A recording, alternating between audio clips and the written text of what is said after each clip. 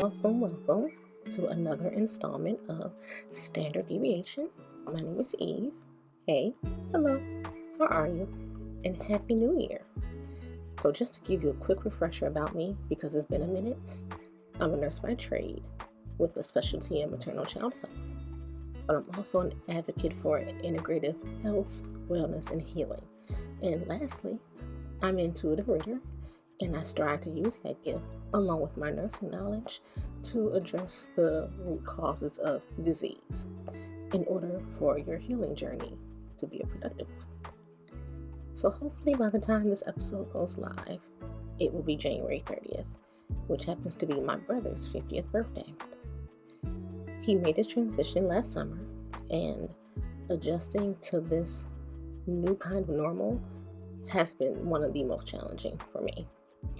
So when Spirit nudged me to restart this podcast, it made sense to relaunch on his birthday, using my voice and speaking my truth to encourage others to speak theirs. Because while my brother was extremely vocal, I sensed an unspoken truth that he wasn't comfortable with expressing. And it was evident in his eyes the last time I spoke with him. And even if I had pressed him, he wouldn't have told me because he was stubborn. So I am dedicating this relaunch to my brother. This work is how I will #ride big. Happy birthday, King Out of the Grouch. I love you. Alright, so what's been going on with your girl in the long time between episodes? When I released that initial episode back in September, I soon found myself stuck. Same thing that I mentioned in the first episode. I found myself stuck with moving forward. I guess my particular variant of imposter syndrome can come up with a great idea, get really excited about it, jump headfirst into it, but then lose the momentum to keep going. Or I can sustain it briefly before the spark fizzles out. And did I mention that I'm a chronic overachiever and perfectionist? I think I did. You know, your typical gifted and talented child. What I tend to struggle with is this notion that I have to be an expert, that I need credentials, training, certifications, degrees, this, that, and the other. Like, how can I market myself as a birth worker if I'm not a midwife, a doula, a certified lactation consultant, and have a track record of nursing all of my children for a minimum of 1 year, even though I only have one child? Like, for real, there should be a baby on my teeth as we speak. Anything less than that means I have no business with the title.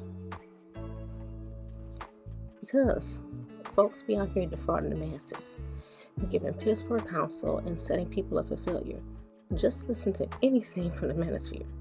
Anybody can get themselves a microphone, including me, and label themselves a life coach, a relationships guru, a shaman of how to be a high-value man or a woman, and they develop this huge following and be straight up trash, man.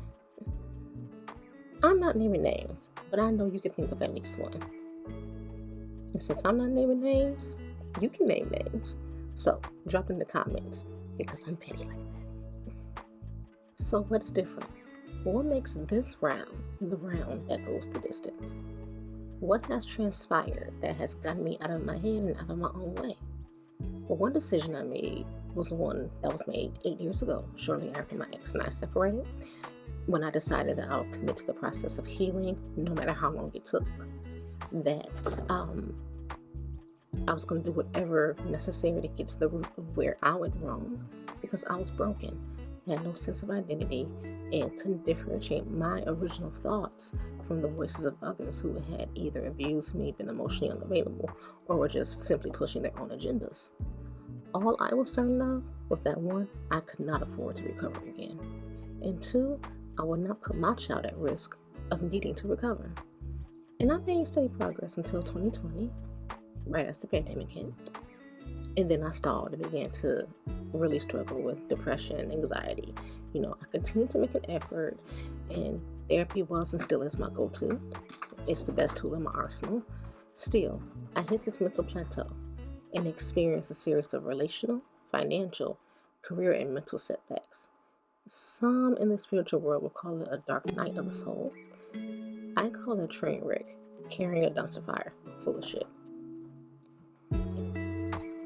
it was time to go deeper than divorce recovery, deeper than parenting a child on the spectrum all by myself.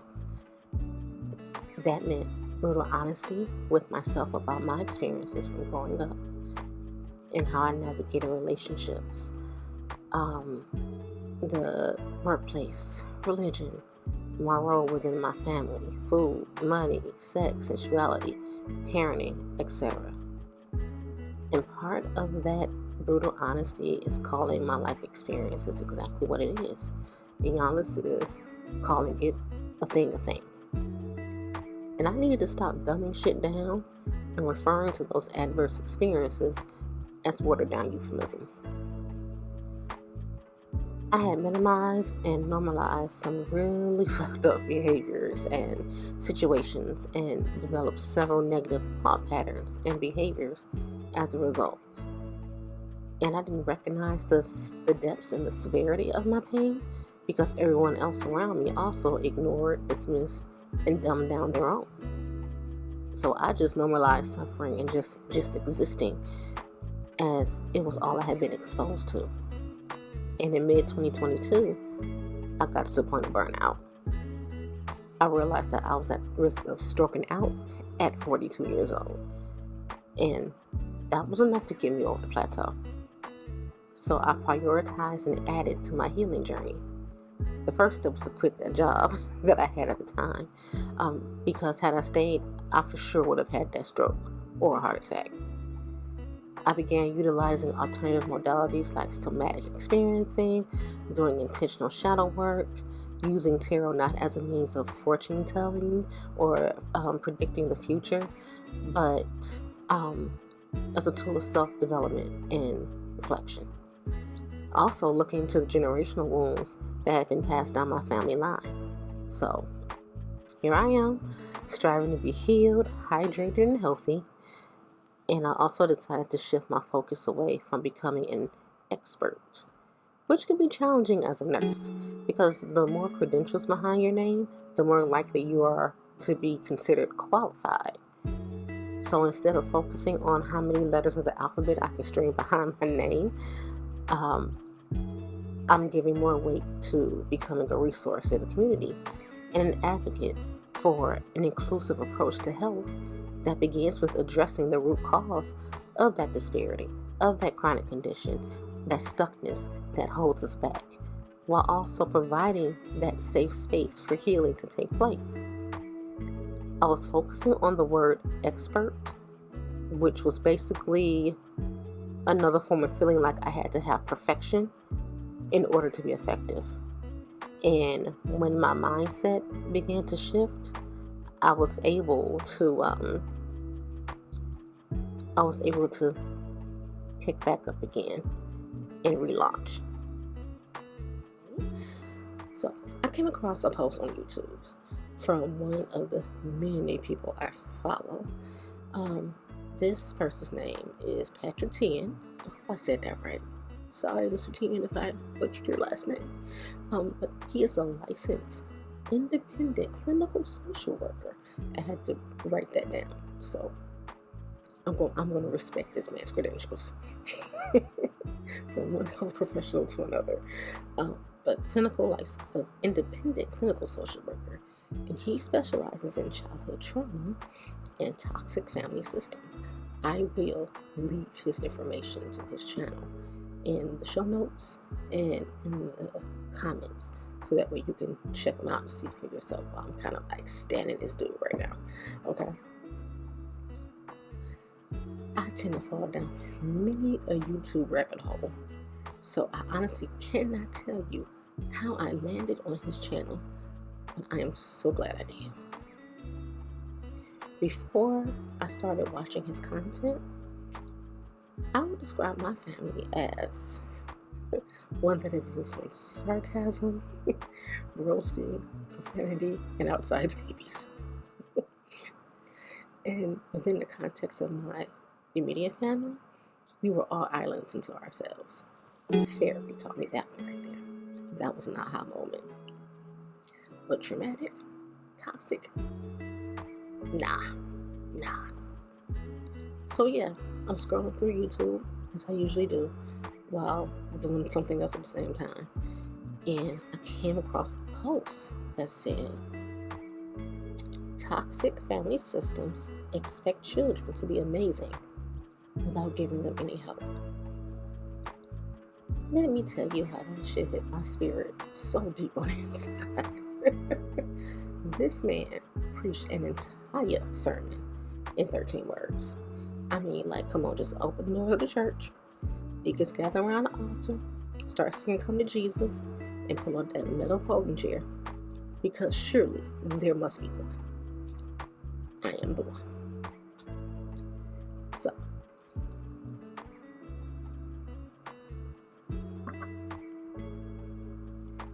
let's not get it. I get that seeing the word toxic can be pretty jarring, especially when we're talking about family. We have a tendency to think of words like toxic, trauma, and extremes, right? And in order for a situation to qualify as toxic or traumatic, it has to be like physical or sexual abuse, a severe mental or substance abuse disorders, a death of a relative in a way that was tragic or unexpected, things like exposure to violence. However, if we substitute toxic family system with statements like, I take care of my siblings all the time growing up. As a matter of fact, my little sister was calling me mama.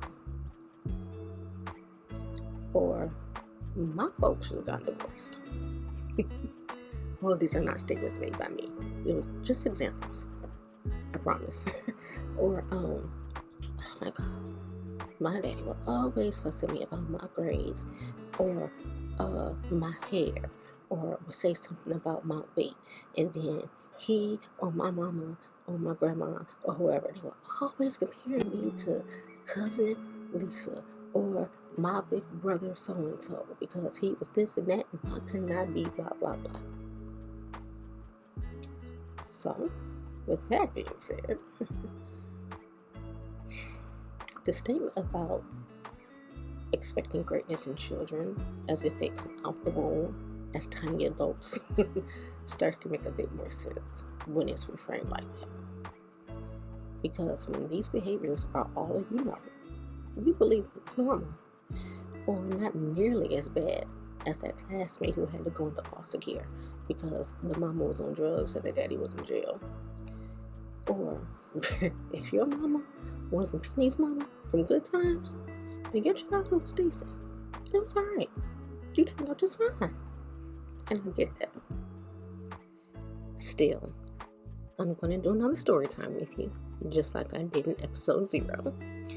And perhaps after hearing my story, you'll be able to view what Patrick Tehan said in his post from a more informed or enlightened perspective. So, this is my story. I was 27 and had been married 2 years at this point. We had recently lost our home to foreclosure, and truth be told, I knew we were not ready for home ownership at that time, but I had been talked into some good old-fashioned faith shaming.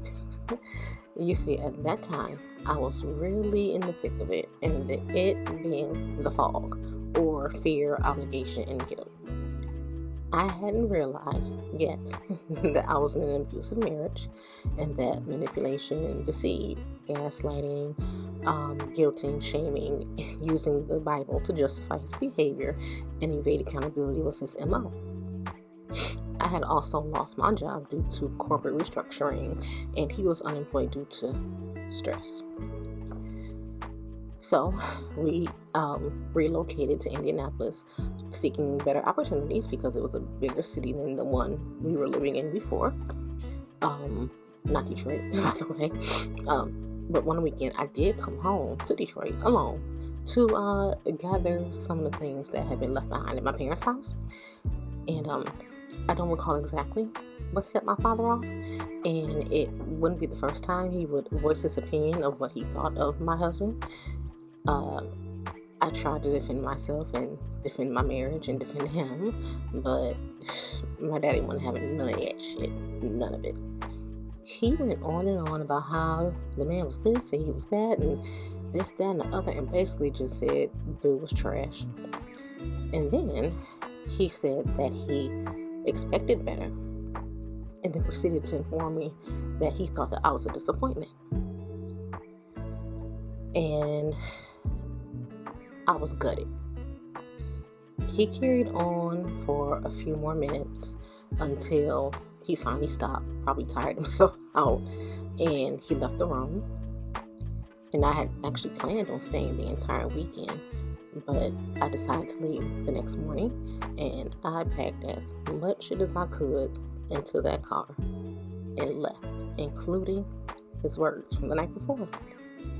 And I would carry those words with me for the next 10 years. Every time I had a setback, every time I had 1 month in money, anytime that I had left my home after yet another instant of being told how I didn't know how to be a wife or a mother, or whatever way I had failed my husband at the time, disappointment was all I could hear. And that night would turn out to be the last meaningful interaction I had with my father. His cancer had returned and it had become more aggressive, and then he wound up he passed a few months after that night. So of course that just only added to my pain. Also, let me add that the only person I spoke to about what my father said that night was Satan's baby brother himself, also known as my now ex-husband. Remember, I'm still in the fog, and I had believed that he was my safe space. However, I had inadvertently given him additional ammunition to reinforce the notion that I was a disappointment, and I believed it, which in turn became a self-fulfilling prophecy. But eventually, I had enough of the fuckery, and I grew a spine. I was finally able to call a thing, and began to set boundaries, which is the highest form of disrespect when you're dealing with a narcissist. Like, how dare I state my reasonable expectations, stand my ground when they're violated, and require that he not stomp all over them. Like, who does that? That sounds too much like a rule, and we don't do rules. Duh.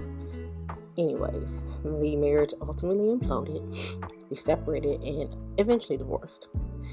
And it was when my divorce was finalized that I could think about my dad's words without feeling like I was reliving it. I had begun to understand what my father was trying to articulate, although the execution did way more harm than good. Because my dad saw my ex for who he was. He knew that my marriage was on shaky ground, that the true intentions were to use me and his status as a husband and father for his own personal benefit. And my dad was actually the only one in my family to say anything to me at all. Now, the remainder of my family rejoiced, as did I, when the divorce was final. And the running gag, which is quite a distinction to bear, is that I had the only ex in my family that no one ever wanted to see again. And usually exes from my other relatives that have had breakups and divorces, hey, whatever it is, that person is still cool. They can still come to the cookouts and whatever. No, not mine. Not mine. I figure, hey, if you're gonna fuck it up, you might as well do it greatly. But I recognized that my dad was sick, and that he really didn't know how else to express his frustration. And so I extended him compassion, because he was right. He wasn't lying. My ex was trash, and he was indeed dragging me down. So while it didn't sting as much, something about that night still left me unsettled and unable to make complete peace with it.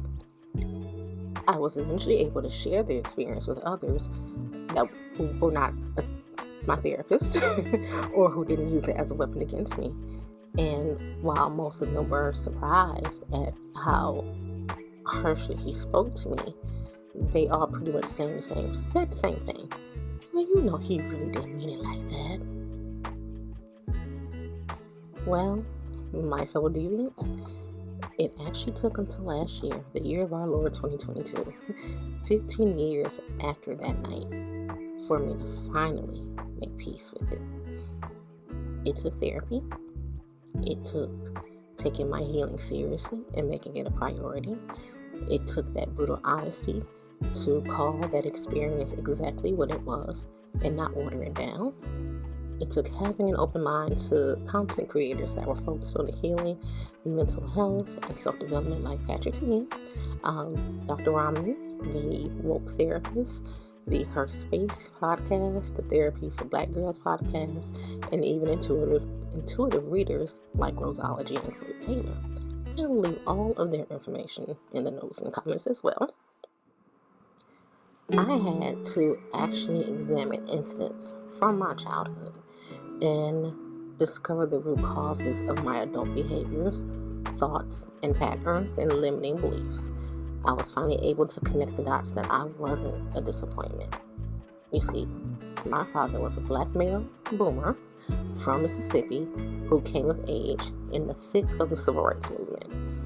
And if you took a look at the gender roles during that time, men were the providers, you would say.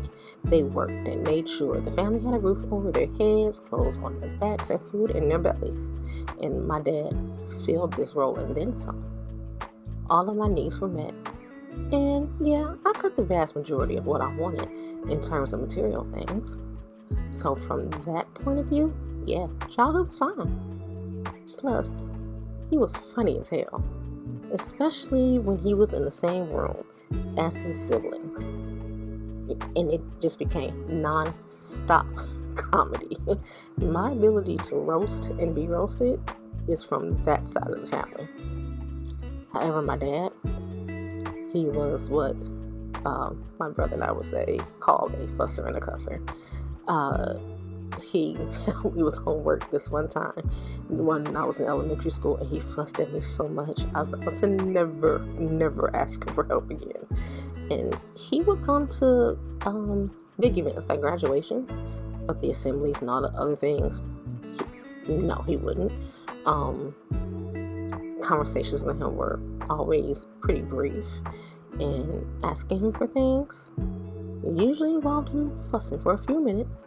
I mean, he'd give it to us, but we had to hear that mouth first. Again, my brother and I would just say, he's just being himself. However, in terms of navigating relationships, there were never any conversations about dating. We didn't have the talk about what I should and should not tolerate from a partner. I didn't have a model of what a good marriage was, what love and respect between two people in a committed relationship looked like. I wasn't taught shit about red flags. They were just pretty decor in the yard as far as I knew. And while many, including myself, have argued that he meant well, I've learned that two things can be true at the same time. What he said, even if well-intended, came from a place of shame. It was the shaming that devastated me and crushed the younger version of myself that needed emotional provision and security. And the deeper message was wrapped up in so much shame, I wasn't able to find it for 10 years. I was left to my own devices to figure it all out on my own, and then I was criticized for failing to meet expectations that I was never made aware of or taught. So the best comparison I can give is when a new nurse is starting his or their career, and meaning a graduate nurse or perhaps a nurse that is stepping into a new specialty. The best new nursing orientations, they're usually a few months long. Mine, for example, was 12 weeks long as a brand new nurse, but some even go up to be as long as a year. And you're paired with a preceptor, which is a more experienced seasoned nurse, to show you the ropes and the real life nursing, which is nothing like nursing school. And gradually, the preceptor steps back as the new nurse gains confidence, learns to trust their critical thinking, and strengthens their skill sets. And when the orientation period is over, the new nurse is finally on their own and ideally can handle patients safely without oversight. However, the baby nurse almost always has a resource in that preceptor. They can come to that preceptor if they need a little guidance or assurance on the process, and even just to vent about how rough the shift was or how good it went. And unfortunately, there are some orientation programs that don't give that new nurse enough time to build that confidence and pretty much throw them out there to figure shit out, which can compromise the livelihood of the patient and the nurse. And this can happen because of staffing reasons, low morale, the preceptor dealing with non-related work issues, the prior history of nurse incivility, the culture of nurses eating their young, which is antiquated and serves no one in the profession at the end of the day. We don't have to haze our new nurses, y'all. We don't. But then you have a sentinel event that occurs that results in a catastrophic outcome, like loss of life, limb, or just injury, or the impacts of that injury or illness that debilitates the patient, or just really has a gross impact, right? And when that happens, events like that, the nurse who was in charge of that patient is berated, shamed, disciplined, because it happened on their watch. The nurse clearly failed the patient, and they simply should have known better. End of story. No one talks about the cracks that were already in the system, the ineffective processes, the workarounds implemented just to manage the load, the fact that the new nurse may have already tried to ask for help and was turned away, or was too afraid to ask for help for fears being seen as a nuisance or someone who can't pull his or her or their weight around the unit, or accused of having poor time management, patient management skills. And so they just make do. They do the best with what they have, right? And also, no one wants to talk about the root causes that led to that sentinel event. Because the thing is, if you don't address the root, the problem won't go away. And sometimes addressing the root means owning up to the role that you played. So, my dad expected greatness of me without giving me the tools to be great. Without telling me what it was I needed to assess, what areas I needed to focus on, what to do when something didn't seem right. And I made critical errors. Some I'm still in active recovery from. And one could argue that he was projecting on me. He looked at me and saw where he fell short, that he was actually seeing his own unmet expectations reflecting back at him, and it was just easier to respond by cussing and fussing. And you'll be right. And that is where I have extended him that grace and compassion, while also giving the same grace and compassion to myself. Because like him, I was doing the best I could with what I knew. Now, I can look back on the relationship with my dad and have mostly good memories. He has been gone from this earth about 16 years at this point, almost. About maybe 15 and a half, roughly. But I have good memories now. Or I can think of the good memories. And that night does not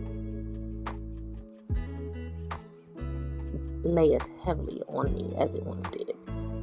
And then when I have those memories like that, they don't feel like death blows anymore. So if you are anything like me and have always felt that your upbringing was fine, or that there were some dynamics that weren't the greatest, but it wasn't bad, then I challenge you to take some time and really think about your childhood and how it may impact you as an adult.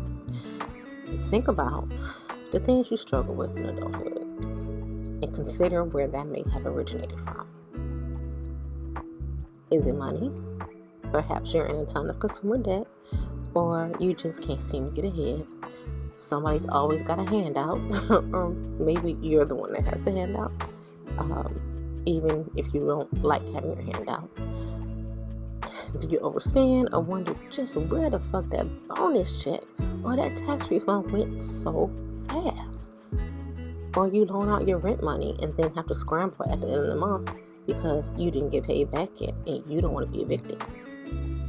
Or maybe you got a little issue with clutter in your house.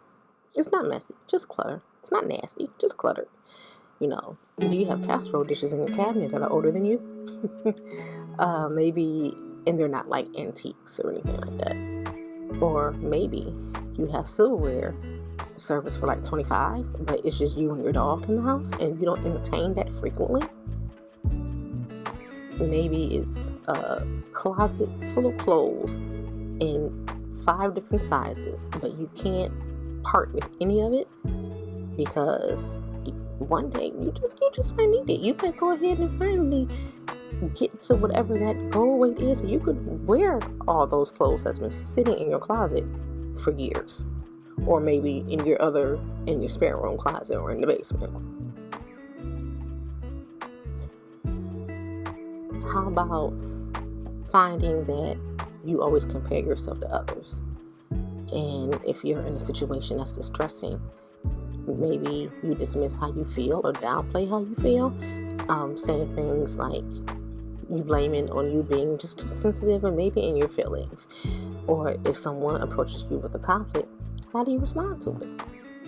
And is there always a reason why you haven't progressed in some area, like your job, for example, or you haven't made that leap from renting to owning, things like that, or maybe you're doing things like always playing peacemaker, agreeing to shit you don't want to do just to keep the peace, and maybe sometimes you struggle with giving way more than you get back in return. Or you're wondering why it seems that you are always attracting these trash ass individuals. And with that, are you struggling to take anything I said seriously just now? Does it make you uncomfortable to even want to think that far back to your childhood? Just make your stomach go feel a little inside. Maybe you tense up a little bit when you think about it. Or maybe, be honest, maybe you're feeling a little defensive as I ask you to consider the possibility. I can hear somebody right now going, she don't know what the fuck she talking about. My childhood was just fine. Who she thinks she is, telling me that my childhood was toxic and it was traumatic. Man, go on with that. Seriously though, if you feel stuck in any aspect of your life and you honestly want better and you just don't know how to start, you may just have to acknowledge that you were part of a family system that has unresolved issues, secrets, generational trauma, shame, antiquated beliefs, emotional absenteeism, and a lack of communication. And these are factors that actually can contribute to the very definition of toxic, which is harmful, unsafe, destructive, and damaging. It doesn't automatically mean that your relatives are terrible people, and it doesn't mean that they didn't do their best or that they didn't love you. It's okay to understand and know that they did their best, yet also acknowledge that there are places in you that need healing and support as a result of being in that family system. The two are not mutually exclusive, but you have to acknowledge it before you can heal it. Because without that, everything else is just a band-aid and temporary fix.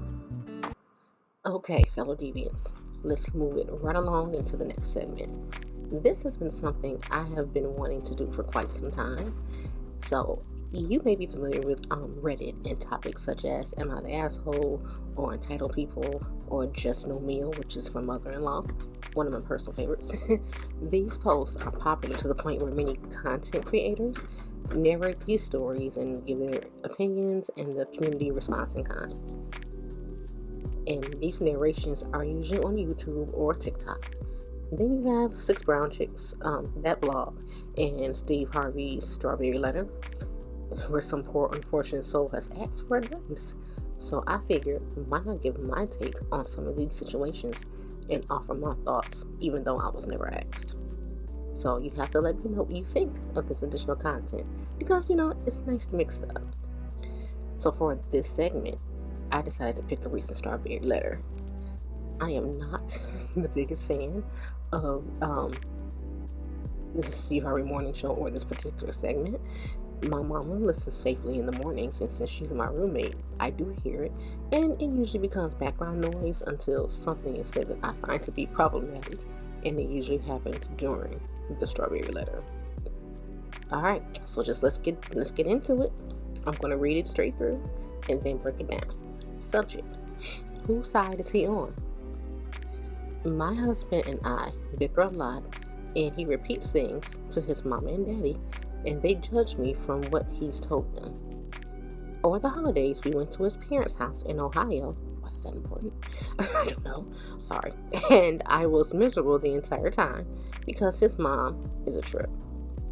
Before we got married, we had a huge argument in front of his parents, and his mother told me that I should know my place with my husband and stop challenging him whenever he tells me things. I understood and promised myself that I would do better. Her advice has continued, and 4 years later, she still only has had advice for me when my husband and I get into arguments. Yes, we argue over stupid stuff all the time. His dad knows the stuff is stupid, but he's always on my husband's side. I texted an online therapist for help and was told that if the group thinks I'm wrong, then I'm wrong. So I need your opinion. I take care of all of the laundry and dry cleaning, and my husband wanted to wear a particular shirt one day, but it's still at the dry cleaners. I told him to communicate with me, and that can stop happening. He will say things like, we don't have any children, so why can't I just go to the dry cleaner more often? His parents have agreed with him on little issues like this when the underlying issue is they're mad. The underlying issue is that they're mad that they want grandchildren, and I'm not ready.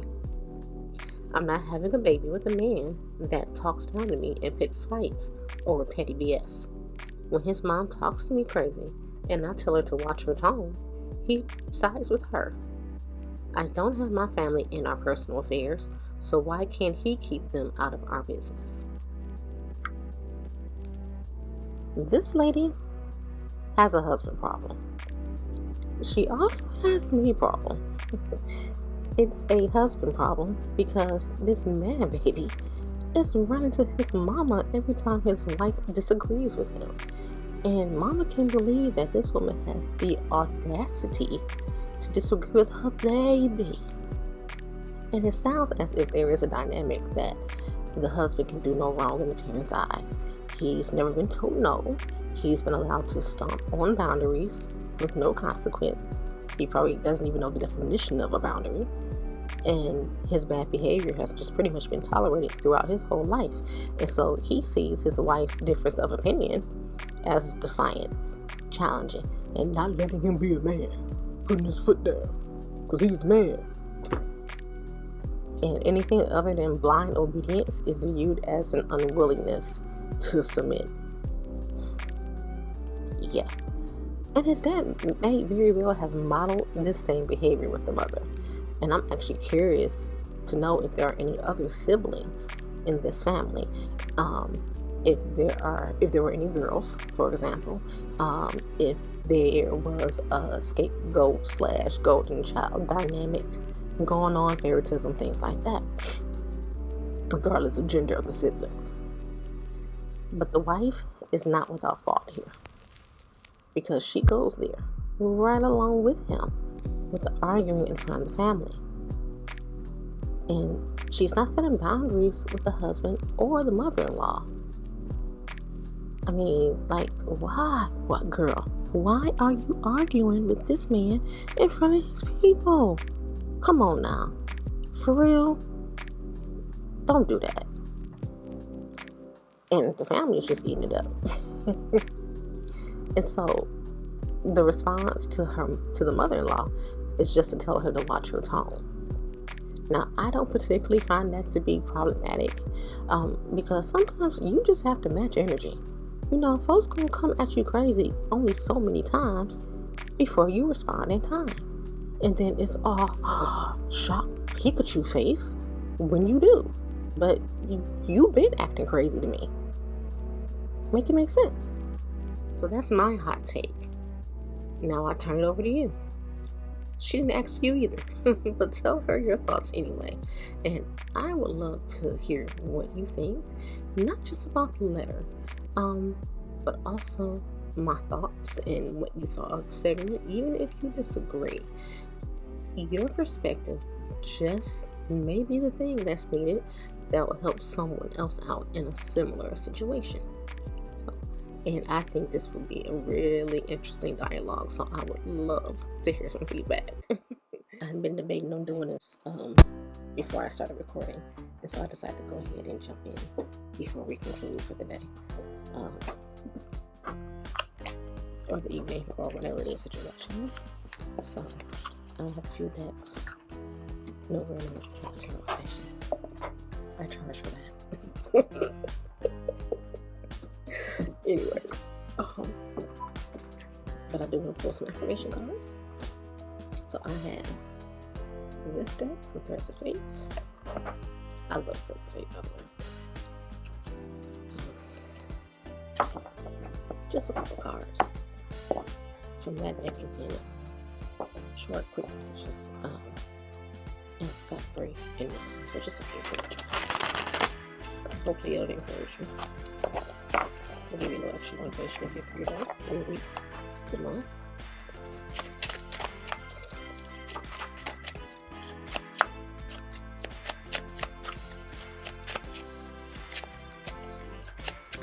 Oh, hello.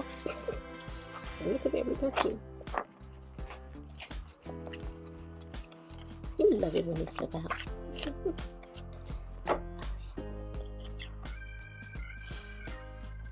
Ooh, okay. This is so in line with what the topic was. And I really just decided to do this on the whim. The first one says, I'm okay with making mistakes as I evolve. Let's get the camera to focus. Come on now. You can do it. Ooh, tap it.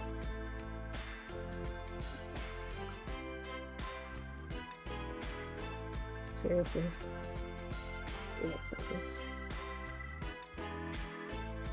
But I'll read it again. I'm okay with making mistakes as I evolve. Second, I forgive myself for the times I didn't know any better. And at the bottom says, I am open to loving myself unconditionally.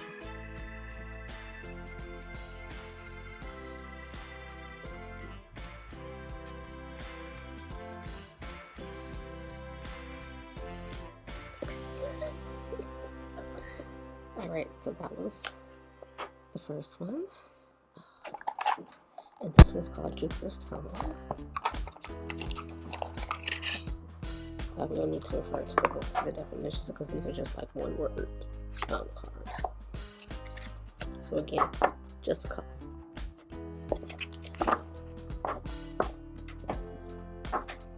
Whatever.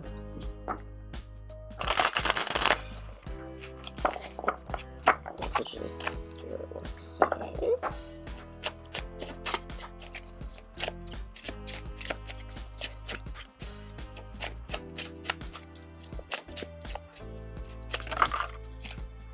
Again, we got 2 flipping up.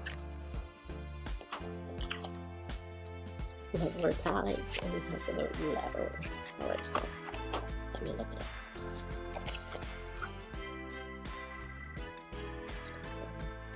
Instead of going to password.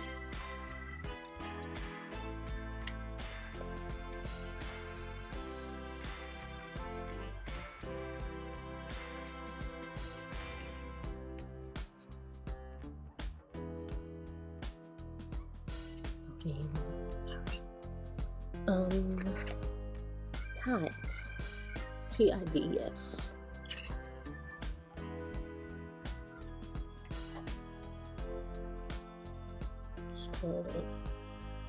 Their guidebook is online for this deck, so bear with me.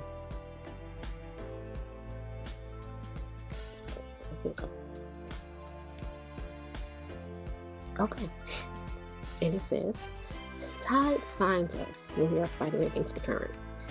Even when we feel like we are surrounded by darkness, pushing up against it can make it all the more difficult.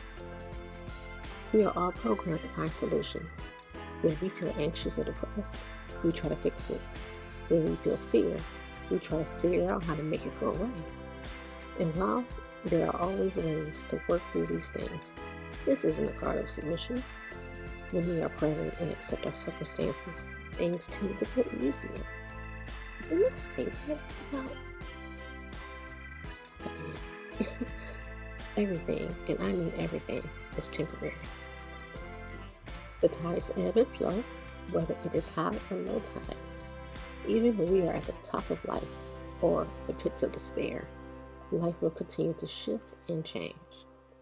Tides ask you to create space within where you can be present no matter what the circumstance.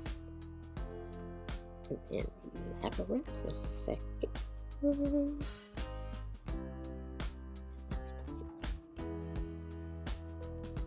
Labyrinth. Oh, that's right.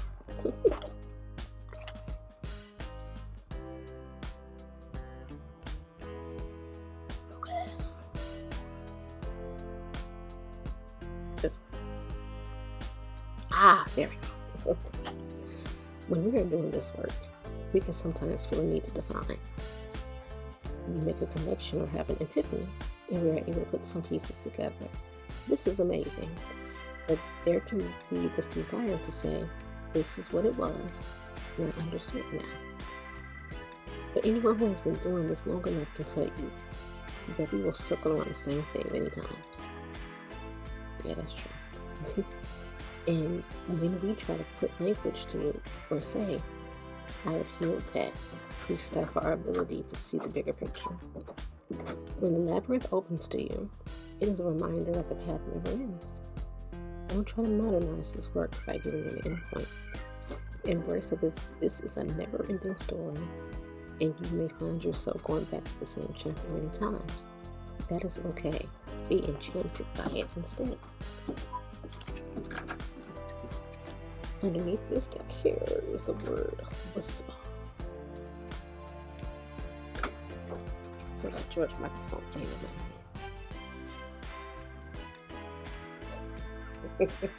If you know which one I'm talking about. And I'm not going to sing it. Because first of all, I can't sing it and copyright.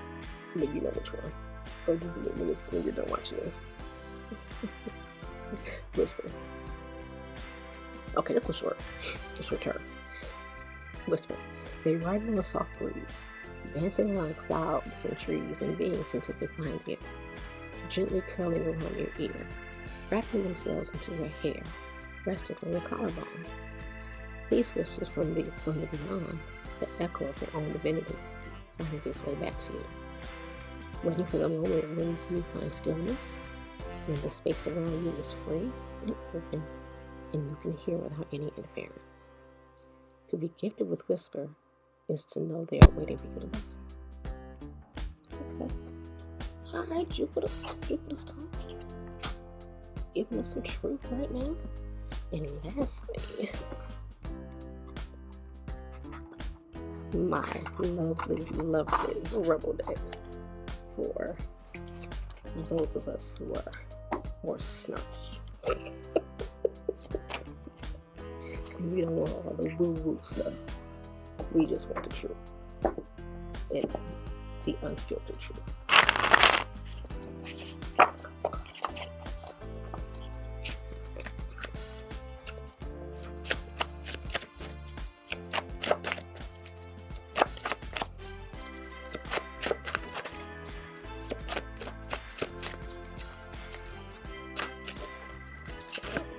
Okay. Didn't quite flip. Oh, okay. And I have small hands, so sometimes it's not spirit making the cards jump. It's the fact that I can shuffle because my hands are tiny. And these cards are kind of big. Okay, what we got?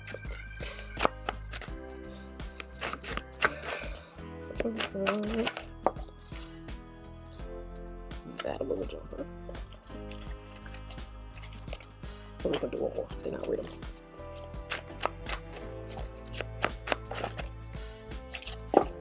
Alright.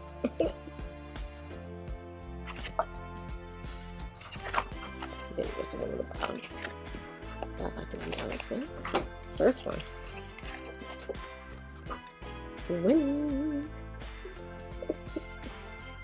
If you got a good thing going, don't ruin that shit.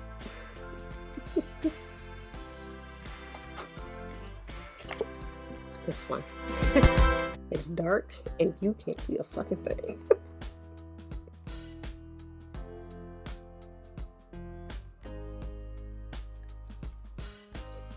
Get your head out of your ass. Pronto. The one that's under the neck. Yes, I like it. You're the shit. If no one else told you, the cards did. And I'm telling you that you're the shit. Own it. Oh, it's this way. You're in magic. Own that shit. This is, don't forget it. Okay. That's enough affirming for now. Till next time. So let me know if it's something you want me to keep going, because I can pull cards all day, y'all. Alright. And alas, we are nearing the end of our time together. Thank you once again for taking some time out to listen. It is my hope that something I said has resonated with you. Please drop your comments and share your stories. I'd love to hear from and hold space for you if you would allow me to. We all deserve to know just how good healing looks on us. Till next time, Deviants. Talk to you soon. Sweet, I'm so tired of you see me this way.